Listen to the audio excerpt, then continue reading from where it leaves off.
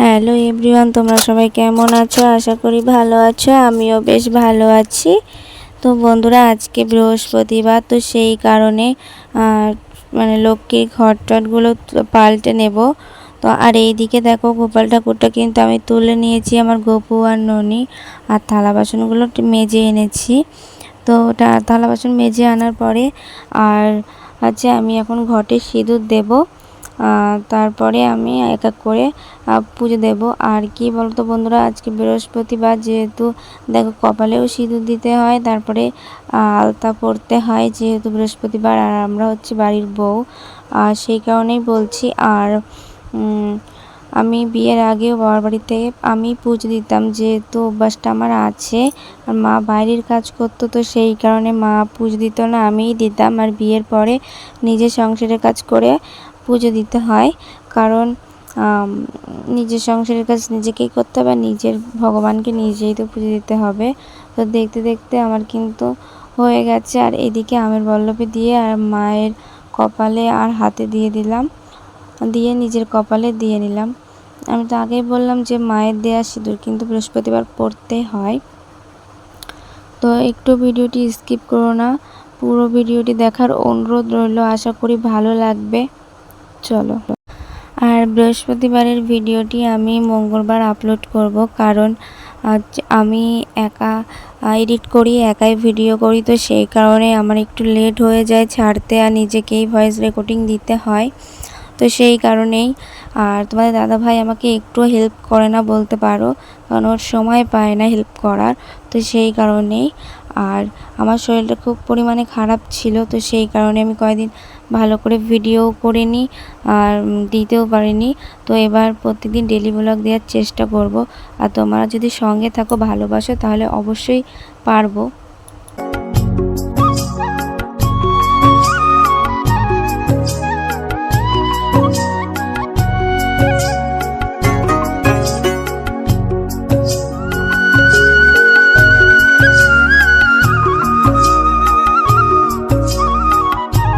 বৃহস্পতিবারের পুজোটা হয়তো সবাই সব রকমভাবে দেয়, তো আমি একটু অন্য রকমভাবে দিই পুজোটা।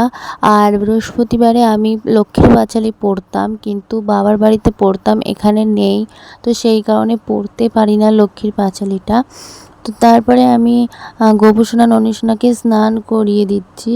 স্নান করিয়ে দিয়ে ওদেরকে আমি পোশাক পরিয়ে দেব দুজনকেই।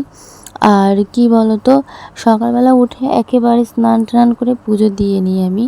তারপরে রান্নার কাছে যাই। আর এই যে আমার দুই সোনাকে আমি গা মুছিয়ে দিচ্ছি। তোমরা অনেকেই জানো, গোপাল সোনা থাকলে ওকে 3বার ভোগ নিবেদন করতে হয়। তো আমি তোমাদের সঙ্গে ব্লগ করতে করতে ফাঁকে ফাঁকে কিন্তু ওদেরকে 3 বেলার ভোগ কিন্তু আমি দিয়ে দিই। আর সেটা আমি সবসময় ক্যামেরা করি না, কারণ সবসময় আমি ক্যামেরা করি না। তোমরা যদি গোপাল সোনাদের সেবা কিংবা ওদের স্নান দেখতে চাও বা শয়নে যাওয়া দেখতে চাও, তাহলে গোপাল সোনা লাইফস্টাইল চ্যানেলে গিয়ে সাবস্ক্রাইব করে আসো আর ভিডিওগুলি দেখে আসো। চ্যানেলটি সাবস্ক্রাইব করে রাখলে ভিডিও ছাড়ার সঙ্গে সঙ্গে তোমাদের কাছে নোটিফিকেশান চলে যাবে। তো আশা করি সেই ভিডিওগুলোও তোমাদের কাছে ভালো লাগবে। তো দেখে আসার অনুরোধ রইল। তো তারপরে আমি গোপাল সোনাকে ভোগ নিবেদন করিয়ে দিচ্ছি, খাইয়ে দিচ্ছি, জল খাইয়ে দিচ্ছি। তো তারপরে আমি চলে যাব রান্নার কাছে। আর আলুটা প্রথমে কেটে নিচ্ছি, কারণ আমি মোচা কাটবো। আমি জীবনের ফার্স্ট আজকে মোচা কাটবো বন্ধুরা, লাইফের প্রথম। তো আমি সেভাবে মোচা কাটতে পারি না। আমাকে একটা ঠাম্মা শাশুড়ি কেটে দেয় মোচা, ইঁচড়, এই সমস্তগুলো কেটে দেয়, আমি পারি না বলে। তো এখন তো বৈশাখ মাস, মাঠে ধান উঠছে, সেজন্য সে মাঠে গেছে। এই জন্য বাধ্য হয়ে নিজেকেই কাটতে হলো, যেহেতু আমি পারি না। মার কাছে ফোন করে শুনে শুনে আমি কাটলাম। তো মা আমাকে বলে দিল এভাবে এভাবে কাট। তো দেখতে থাকো ভিডিওটি, আশা করি ভালো লাগবে আর একটু স্কিপ করবে না। তো আমার দেখতে দেখতে কিন্তু অনেকটাই মোচা প্রায় কাটা হয়ে গেছে। আর একা একা বেছে কাটতে জীবনের প্রথম কাটলাম, তো মানে অনেকটা সময়ের জন্য আমার লেগে গেছে মোচা কাটতে গিয়ে। তো সেই জন্যই, তো চলো ভিডিওটি দেখতে থাকো।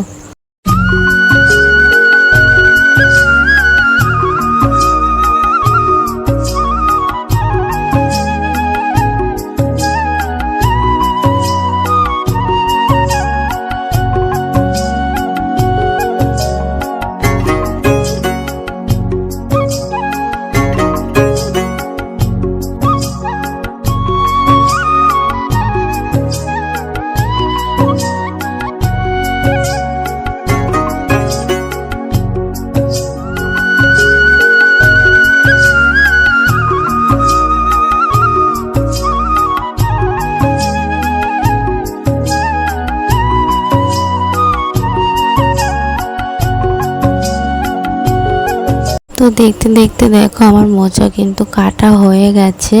তো তারপরে এই যে কুকারে দিয়েছিলাম আমি সিদ্ধ বসাতে, তো দুটো সিটি মেরে আবার নামিয়ে নিলাম।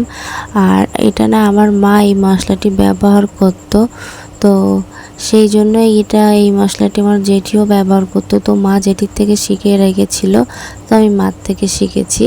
তো এতে আছে চাল, গোলমরিচ, জিরে, ধনে, শুকনো লঙ্কা, একটু শুকনো খোলায় মানে শুকনো কড়াতে নেড়ে নিয়ে মিক্সিতে গ্রাইন্ড করে রাখলাম। এতে যে কোনো মাছের তরকারি বা যে কোনো তরকারিতে এটা উপরের দিকতে দিয়ে ঢেকে দিলে সেন্টটা আসে ভালো, আর খেতেও ভালো লাগে। কারণ ছোটো থেকে যখন জেঠির কাছে খেতাম দু এক সময়, তখন দেখতাম জেঠি রান্না করতেও বেশ ভালো লাগতো।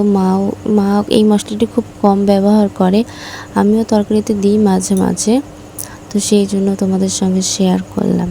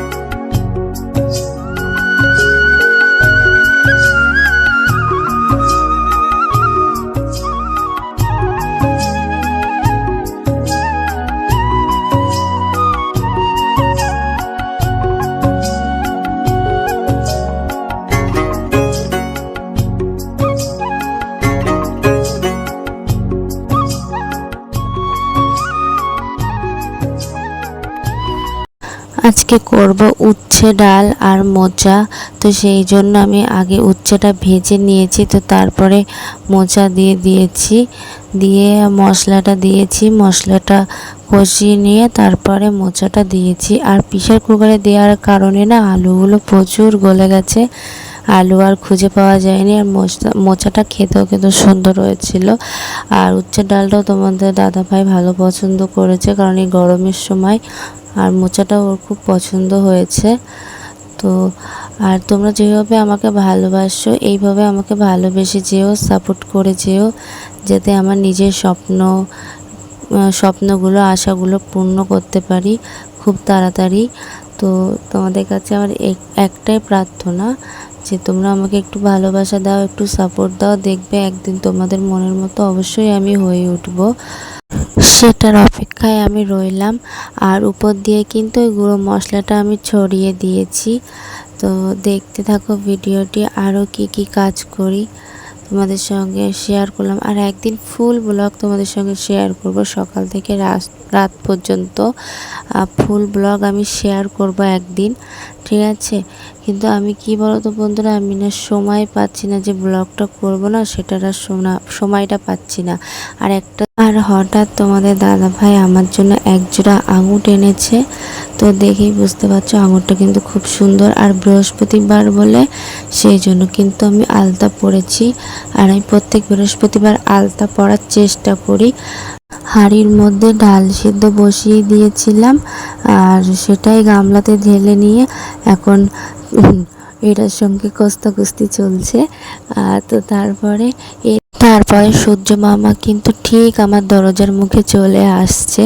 তো সেই জন্য তাড়াতাড়ি করে আমি গামলা নিয়ে যে বাদ দেওয়া বেডশিটটা আছে সেটা ধুতে গেছিলাম। তো ধুয়ে এনে হালকাভাবে নিংড়িয়ে এই যে দরজার মধ্যে এখন এটা দিয়ে দিচ্ছি।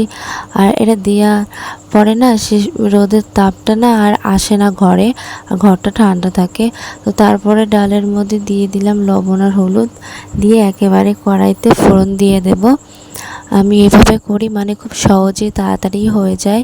তো সেই জন্য আর তারপরে এই যে ভিডিওটি এখানে এন্ড করছি। দেখা হবে নতুন কোনো ভিডিওর সঙ্গে বা ব্লগের সঙ্গে। ততক্ষণ ভালো থেকো, সুস্থ থেকো, সাবধানে থেকো। Bye bye.